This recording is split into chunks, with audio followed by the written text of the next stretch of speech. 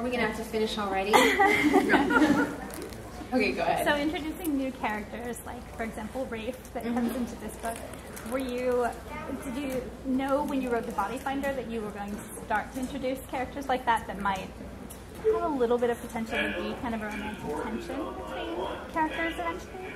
I didn't necessarily plan. Actually, I don't think I planned at all for there to be tension between them like that. I knew I wanted the new characters.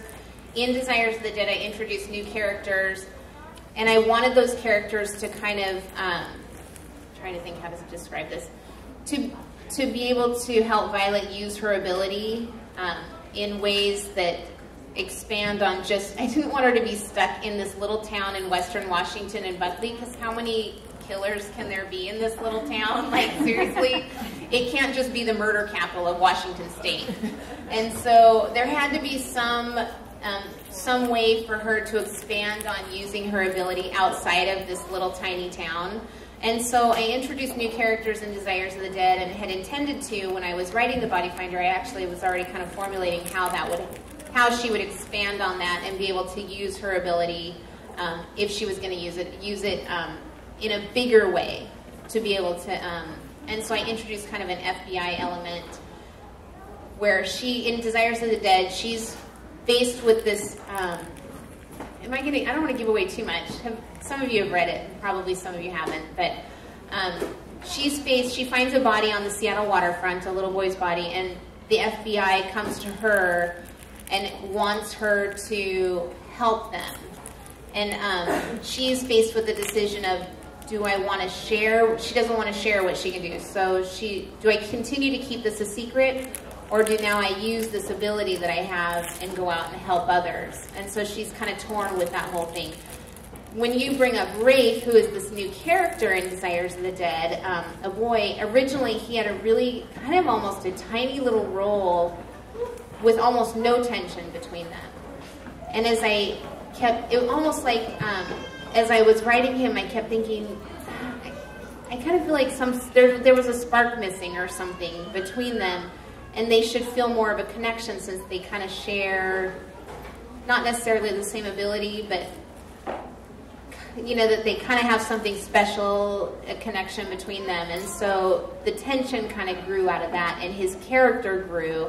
He became, through revisions, a much bigger part of the book. So, and then when it came down to deciding on Body Finder 3 and 4, my editor said, we would like a lot more Rafe, please. So yeah, it was a little bit accidental. Anyone else? Yes? Are you at all nervous or challenged by the thought of, keeping the arc going and keeping her changing throughout 4 books? I'm not nervous about, I have an idea of how I want her character arc to go, but I'm always, I think, and probably every author who writes any kind of series book, my big concern is always that I want readers to be happy. So I'm always worried about I want to keep the tension high. That's my biggest concern, is that satisfying readers. Always. It's always going to be satisfying readers. So our readers that read The Body Finder are going to be satisfied with Desires of the Dead because it's a completely different storyline. And I didn't want it to be just a repeat here. Let's do another serial killer storyline, because every story can't be I can't just spit up the same storyline over and over again and expect people to just be satisfied with that. So I needed to do something different.